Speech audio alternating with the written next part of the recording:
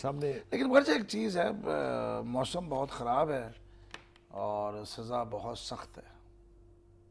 دیکھیں سزا تک تو جب پہنچیں گے تو وہ دیکھ لیا جائے گا یقینی طور پہ. جہاں دوسرے لوگ جو ہیں پاکستان کے وہ بھی شہری ہیں، وہاں کیسے گزارا ہوگا کیسے ہوگا یہ تو اپنی جگہ ہے. میرے خیال سے کیمپین کے لیے بھی کہ جو لوگ ان کو ریسیو کرنے جائیں گے، جو ریلیز نکلیں گی ایجیٹیشنز کے لیے، ان کے لیے بھی موسم اتنا ہی خراب ہے. لیکن آپ نے دیکھا کہ آج بھی وہاں اسلام آباد میں لوگ کس طرح سے اکٹھے ہوئے. آپ کا میرے خیال سے جو ایک سوال آپ نے پوچھا مصدق ملک صاحب سے بھی، وہ بہت اہم ہے، اور وہ یہ ہے کہ کیا ان کو آسانی سے اپنے لیڈر کو ریسیو کرنے کے لیے ایئرپورٹ تک جانے دیا جائے گا؟ بالکل نہیں، میرا یا نہیں کیا خیال. ان کو نارمل راستوں سے باہر آنے دیا جائے گا یا وہ اندر ٹارمک سے ہی سر اتریں گے؟ کیوں آنے دیں گے؟ وہ تو ڈکلیئرڈ اس وقت ہے نا، ملزم نہیں ہے اب وہ مجرم ہے، تو اس کے لیے تو کوئی ضرورت نہیں ہوتا. آپ کہیں بھی حراست میں لے سکتے ہیں جب وہ پاکستان پہ پہنچتا ہے. جو اصول یہ ہے کہ جو ڈکلیئرڈ مجرم ہے اس کو ایف آئی اے پکڑ کے حوالے کر دیتی ہے.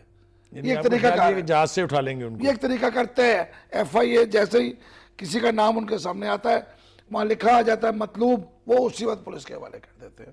وہ باہر آ نہیں سکتا. یہ ایک روٹین کی ہے. بہرحال مریم نے چیز بہت اچھی کہی ہے. وہ یہ کہہ رہی تھی کہ پہلے ہمارا فیصلہ تھا کہ ہم والدہ کے ہوش میں آنے کے بعد واپس آئیں گے، لیکن اب ہمارا فیصلہ ہے کہ اب ہم جمعے کو ہر حال میں جائیں گے. ڈاکٹروں نے البتہ امید دلائی ہے کہ والدہ جو ہیں وہ جلد ہوش میں آ جائیں گی. یہ بہت بڑی ڈیولپمنٹ ہے، اس لیے کہ آج سے پہلے ڈاکٹر اس پر بات کرنے کے لیے بھی آمادہ نہیں تھے، اور کچھ لوگوں نے کیا کیا اندازے لگائے ہوئے تھے. شہاب الدین آپ وہ کے تو سامنے خیر ہے. یہ بڑی بدقسمتی کی زیادتی بات ہے کہ جب کوئی بستر علالت پر ہو اور اس کے حوالے سے ہم اس طرح کے مفروضے جو ہیں وہ قائم کر لیں.